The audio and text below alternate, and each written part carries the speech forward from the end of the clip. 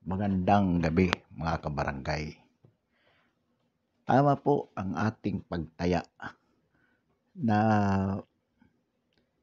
ipinagbubunyi ng mga opposition o ng nasa opposition ang kamatayan ng dating Pangulong Benigno Aquino III or Pinoy. Bakit po nasabi natin ito mga kabarangay? Sapagkat para sa kanila po, at ito naman ay kinumpirma na nila sa maraming pagkakataon mula nang mailibing si Pangulo, ang dating Pangulo noong nakaraang linggo lamang. Lahat po sila sinasabi nila na ang tsansa ng opposition upang manalo sa darating na halalan 2022 ay nakasaad sa Aquino legacy. Na ibig po sabihin, tinitingnan nila ito bilang isang malaking faktor o elemento ng kanilang panalo sa darating na eleksyon. Katunayan, ang sinabi po ni Senador Drilon tungkol dito, sigurado siya ng isyu sa darating na eleksyon ay ang administrasyon ni Noynoy Aquino. Ganon din po ang sinabi ni Bepe Robredo. Tungkulin niya ngayon upang iparating sa taong bayan ang legacy o kung anong mga kabutihan di umano na nagawa ng mga Aquino sa bansang ito. Katunayan po, ito din ang sinabi ni Ma'am Aquino na ipagpapatuloy niya ang legacy ni Noynoy Aquino. At sa ngayon po, ang sinasabi nila, marami nang nag-uudyok kay Chris Aquino na tumakbong senador. Well, sa ating palagay, baka hindi lamang senador. Pagdating ng filing of certificate of candidacy, baka pagkapangulo ang tatakbuhan ni Chris Aquino. Pero depende yan sa tingin nila sa response ng sambayanan sa kanilang mga massive campaign para sabihin kung ano ang mga di umano kabutihang nagawa ni Pinoy sa panahon ng kanyang panunungkulan. At yan po ang kanilang basihan kung si Chris Aquino ay tatakbong Pangulo o senador. At tila baga ang lahat po ngayon sa opposition ay nakikiramdam kung pwede nilang sakyan ang nangyari katulad ng mamatay si Cory Aquino, ang oposisyon ay sumakay upang isulong ang kandidatura ni Pinoy. Katunayan, wala namang balak si Pinoy noon na tumakbong Pangulo. Nagsimula lang ang balaking iyon nang mamatay si Cory Aquino. Dapat ang standard bearer ng oposisyon o ng liberal ay si Mar Rojas, pero si Mar Rojas noon ay umurong in favor of Pinoy. At ngayon ito po ang kanilang oobserbahan. At bukod po sa kumpanya ng mga opposition na kung saan ang pinaka basihan na kanilang gagamitin ay ang kamatayan ni Pinoy, mayroon din po kasabwat nila dito ang mainstream media kung saan wala pong ipinalalabas kundi ang mga sinasabing kabutihan ni Pinoy bilang Pangulo ng Pilipinas at ang kabutihan ng mga Aquino di umano simula kay Ninoy, kay Cory, kay Pinoy at upang ang tanging dahilan o ang tanging layunin ay isulong ang isang kandidatura o ang kandidatura ng isang Aquino kung maari sa katauhan ni Chris Aquino or ni Bam Aquino o sino man sa oposisyon na kapanalig ng mga Aquino. Pero tinitingnan po nila ang posibilidad na baka si Chris Aquino. Ang floating balloon ngayon, pinatatakbo ng opposition si Chris Aquino bilang senador. Ngunit sabi nga natin, sa filing day, baka biglang magkaroon ng shifting kung saan si Chris Aquino ang kanilang itatapat kay Inday Sara kung sakaling tumakbo si Inday Sara. So yan po. Kaya sa atin pong ang atin pong paninindigan dito mga kabarangay ay ikwento sa sambayan ng Pilipino sa pamamagitan ng mga ganitong pahayag through vlogs sa YouTube at sa Facebook sapagkat hindi po ito makakarating kung hintayin po natin ang mainstream media sapagkat ang mainstream media ay nakasentro sila ngayon sa kanilang kumpanya kung paano isusulong ang kandidatura ng isang Aquino to perpetuate the oligarchy in the Philippines. So ang atin pong tungkulin, ang atin pong papel ay sabihin sa mga Pilipino kung ano po ang tunay na kalagayan, kung ano po ang uri ng panunungkulan ni Pinoy nung siya po ang Pangulo. Nabanggit na po natin ang mga kapalpakan ng kanyang panunungkulan nung siya ay naging Pangulo. Yan po ang Mama Sapano Masakir, Yolanda, yung kakulangan ng pagtugon sa Yolanda, yung impeachment na wala pong basihan laban kay Chief Justice Renato Corona. Nariyan po yung nabanggit na po natin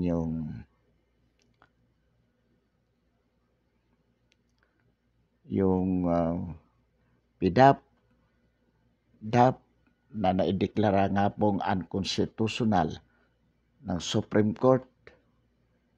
Nariyan po yung Lunita hostage taking, yung na-police scam. At ang pinakamalaki pong iskandalo na kinasangkutan po ng administrasyon ni Pinoy ay ang tungkol po sa Dingbaksya vaccine. Bakit po masabi natin na pinakamalaki po itong isa sa pinakamalaking iskandalo? Sapagkat dito po naipakita kung gaano kakurap ang administrasyong Aquino. Bumili po ang pamahalaan ni Pinoy ng Dingbaxia. Bilyon po ang halaga. Kung saan ang Secretary of Health noon ay si Janet Garin. Binili po nila ang Dingbaxia vaccine. Ito po ay bakuna laban sa dengue.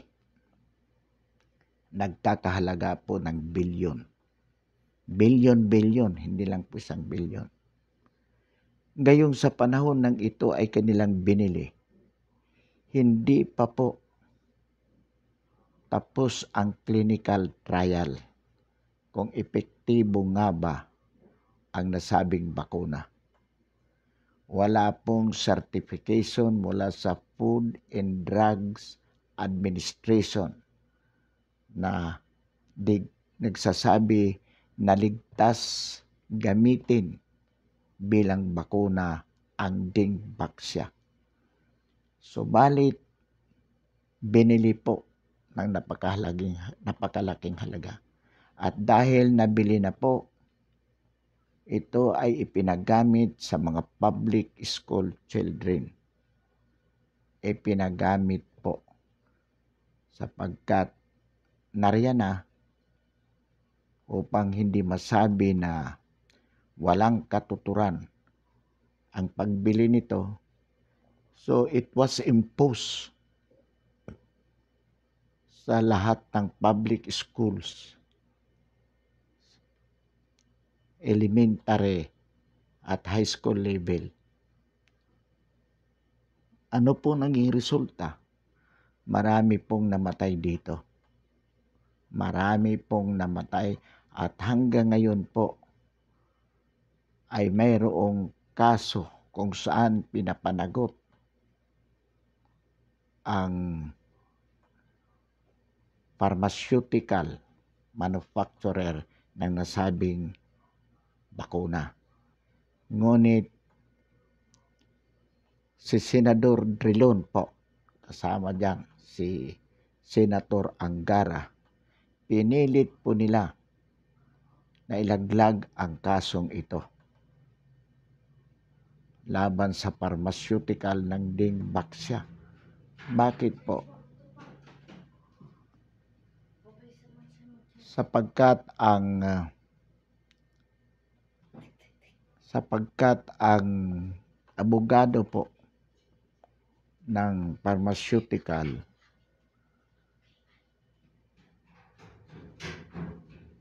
ay ang Agra Law Office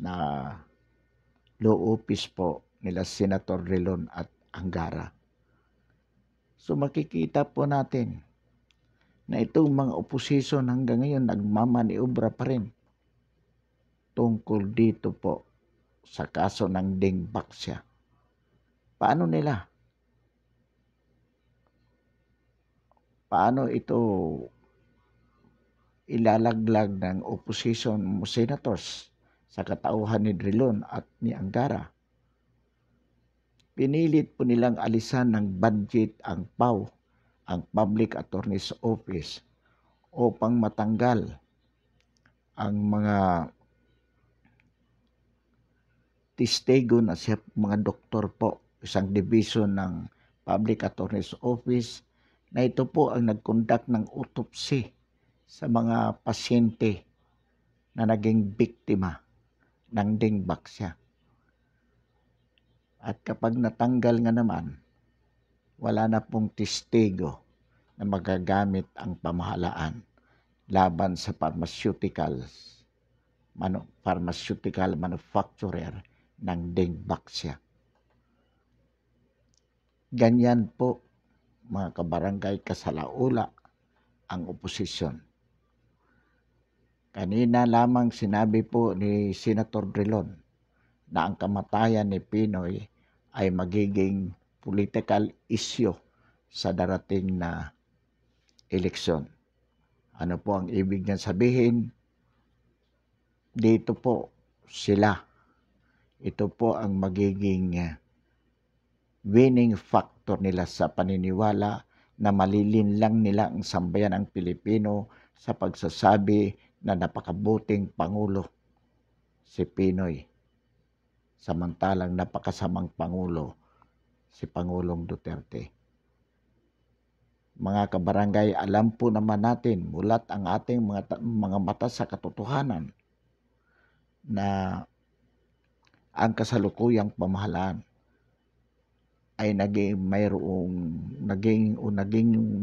ng napakalaking achievements sa lahat ng aspeto ng pambansang buhay ng mga Pilipino.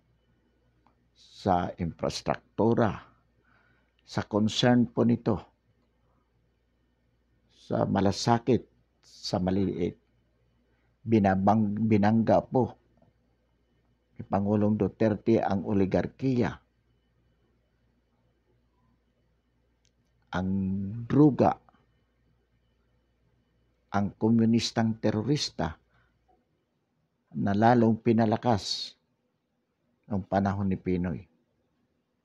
Lahat po ng mga bagay na nakita natin sa administrasyong Duterte, ito po ang kanyang giniba sapagkat itong mga bagay na to ang pinalakas ng Pinoy administrations ng pamahalaang Aquino.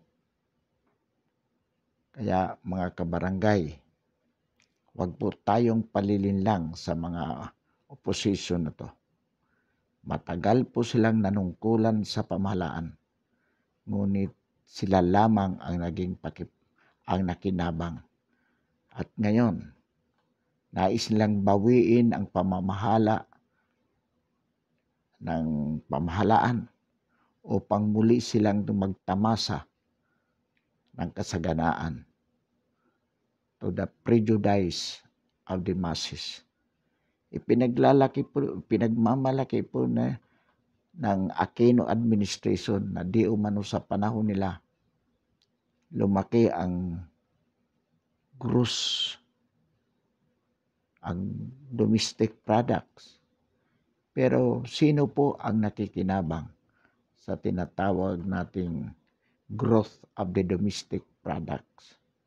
Ang nakikinabang po dyan ang oligarkiya lamang, sapagkat ang ibig sabihin po niyan, lumaki ang kanilang kita.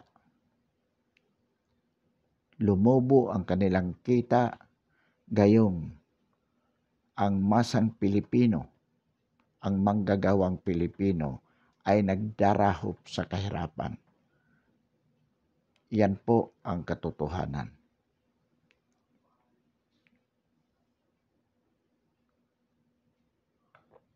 Kaya yung economic index na yan, in terms of gross domestic products, ginagamit po yan ng sukatan kung paano umunlad ang ekonomiya ng isang bansa. Pero sa isang abnormal na sitwasyon, katulad ng Pilipinas, naiilan lamang ang mayayaman na siyang may-ari ng mga negosyo. Ang ibig po sabihin niyan, habang malaki ang itinaas ng gross domestic products, mas lalo pong lumaki ang kita ng mga oligarkiya. Habang ang mga manggagawa mismo ay lalong nasasadlak sa pagdurusa mula sa kahirapan dahil sa kakulangan ng kita. Kaya hindi po pwedeng maipagmalaki yan. Ang simbahang Katoliko po, ipinagmamalaki nila dissenting administrasyon. Sinasabi nila ang legacy, isa sa mga legacy ng mga Aquino. Sinasabi po nila ito sapagkat ang simbahang Katoliko, lalo na po, ay pinaboran ng mga Aquino mula pa ng panahon ni Cory at itong kay Pinoy. Bakit po? Sapagkat itong mga Aquino ay nagbabanal-banalan po sa pamamagitan ng material support na ibinibigay ng administrasyon sa simbahang Katoliko. Ang kapalit po niyan ay purihin sila sa mga misa na idinaraos sa lahat ng simbahan upang kanilang malinlang ang mga tagasunod ng simbahan na mabuting leader, mababait at tunay na mga makadiyos ang mga Aquino na ito. Pero sa katotohanan po, sila ang salot ng sambayan ng Pilipino. Katulad din po naman ng mga obispo at mga pari na ito na nagsusulong sa mga Aquino. Dahil lang kapalit ng mga material na suporta na ibinigay sa kanila ng Cory government at ng Pinoy administration. Mga kabarangay, inuulit po natin, magising na po tayo. Sa 5 taon na panunungkulan ng ating Pangulong Duterte, makikita po natin kung paano nagkaroon ng pagpapahalaga sa masang Pilipino. And this is the legacy of the Duterte administration that we want to continue to perpetuate. Kaya nais po natin ng isang Duterte na manungkulan sa ating bansa na siyang papalit sa 2022. Pero ang mga Aquino po umaasa dito sapagkat namatay si Pinoy, gagamitin nila ito. Ang oposisyon, ito po ang concentration ng kanilang kumpanya. Kaya ang atin pong magiging papel ay paulit-ulit po nating babanggitin. Paulit-ulit po nating isusumbong sa bayan ang kapalpakan, ang pagsasamantala, ang kawalang hiyaan ng mga Aquino. Hindi na po tayo palilinlang sa kanila. Inaamin po natin na tayo po ay nalinlang, naluko simula pa nung panahon ni Ninoy. At lalo po tayong napahamak sa panahon ni Cory. At nadagdagan pa po yan sa panahon ni Pinoy. Kaya ngayon hindi na po tayo makakapayag pa, mga kabarangay, na magkaroon pa na isang Aquino o sino mang kanilang kapanalig na maging pangulo ng ating bansa. Ang mga Aquino po at ang kanilang mga kapanalig ang naging sumpa sa buhay ng mga Pilipino. Yan po ang katotohanan. Sinasabi po natin ito, hindi sapagkat nagagalit tayo sa kanila. Hindi sapagkat nais natin silang siraan. Hindi po natin sila kilala personal. Ang sinasabi po natin dito kung ano ang katotohanan. Sa pamamahala po, si Pinoy po ang pinaka most incompetent na pangulo, na naging pangulo ng ating bansa. Simpleng problema, hindi po niya madesisyonan. At ang mabigat po dyan, dahil hindi siya marunong magdesisyon, maraming buhay ang nawala. Hindi po ito binabanggit ng mga kapanalig nila sapagkat kasiraan ito. Sa panahon po ni Kore, yung Menjula Massacre, marami din pong namatay doon. Yan po sa Menjula. Marami pong namatay. Kay Pinoy, alam naman po natin, sa 44, dingbak siya.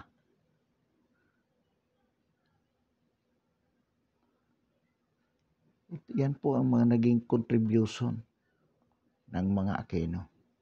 Sasabihin nilang pinakamabait. Si Pinoy daw hindi nagdedesisyon ng bago magdesisyon kailangan tiyakin na hindi labag sa saligang batas. Kalukuhan po. Sa tuwing may decision ang Supreme Court na hindi niya gusto, sasabihin ni Pinoy, bobo ang Supreme Court, hindi marunong, mali ang decision na yan.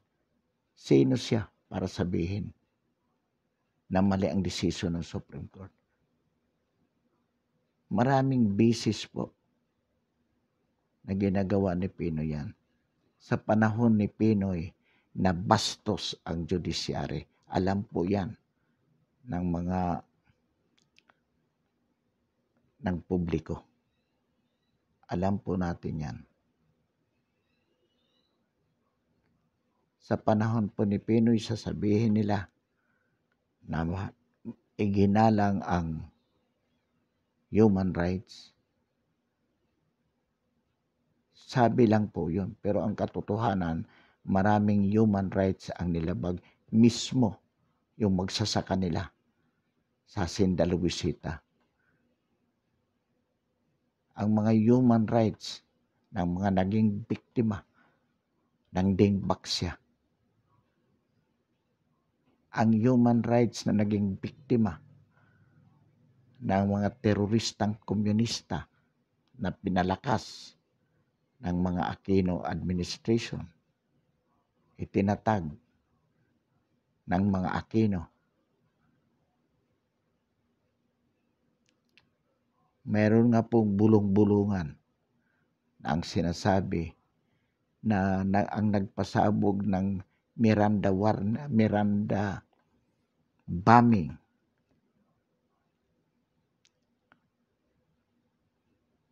na kung saan ang mga kasamahang Liberal Party ni Ninoy ay nasabugan ng bomba at ang nakapagtataka yung kanilang ang stalwart nila, yung pinakasikat nila nang mangyari yung bombahan na yon ay absent. Gayong siya ang inaasahan. Siya ang man at the hour sa meeting de Avance na yon sa Plaza Miranda.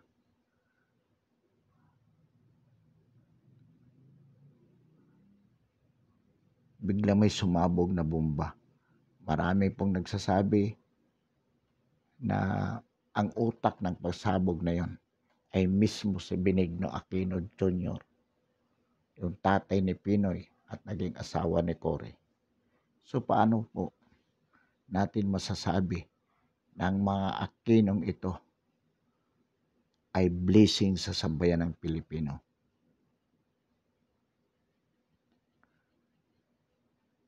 So mga kabarangay, huwag po tayong palilinlang. Ang mga Aquino ay lubo na nakasuot tupa katulad ng kanilang mga kapanalig na walang gagawin kung hindi ipahamak ang masang Pilipino. Ang tangi nilang pinaglilingkuran ay ang kanilang ang uri ng oligarkiya sa ating bansa na matagal nang nagsasamantala sa kahirapan ng sambayan ng Pilipino. Ito po ang katotohanan. Kaya tandaan po natin ang kapalpakan ni Pinoy. Marami pong sasabihin ang oposisyon ng mga kasinungalingan. Ang mainstream media. Titingnan po natin ngayon. Ito po ang laman. Panay kabutihan ni Pinoy. Sapagkat kinukondisyon po nila ang utak ng publiko.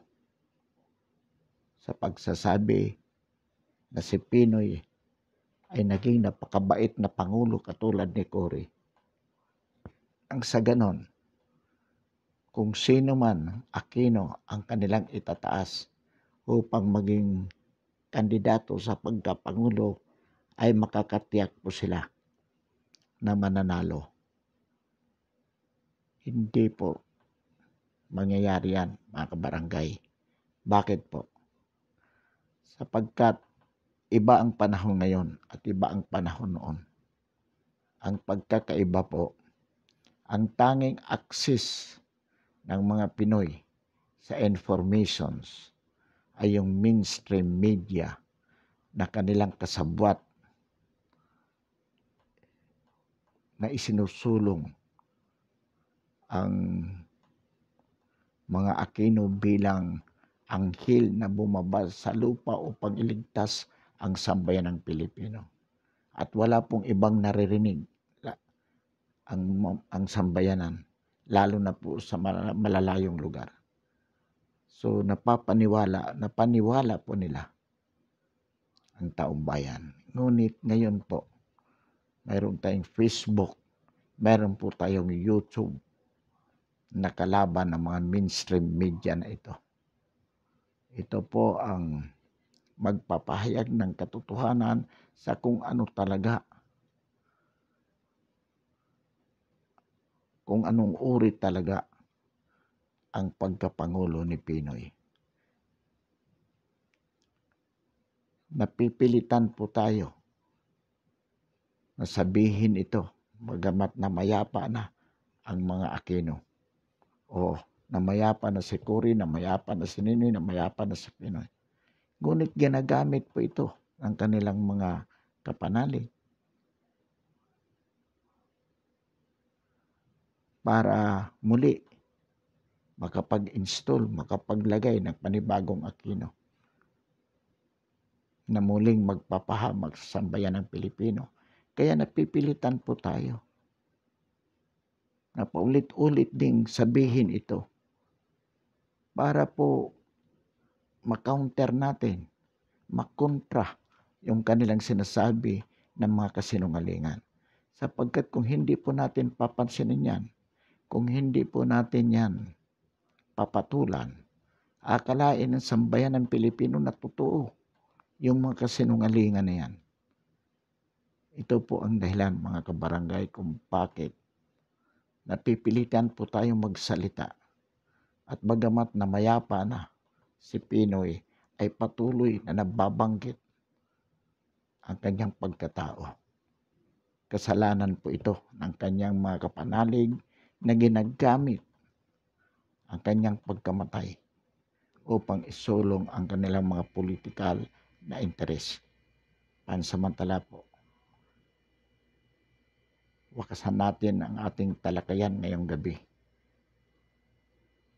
Inaanyayahan po natin na i-subscribe ang ating YouTube channel, ang ating paninindigan sa napapanahong isyu ng lipunan.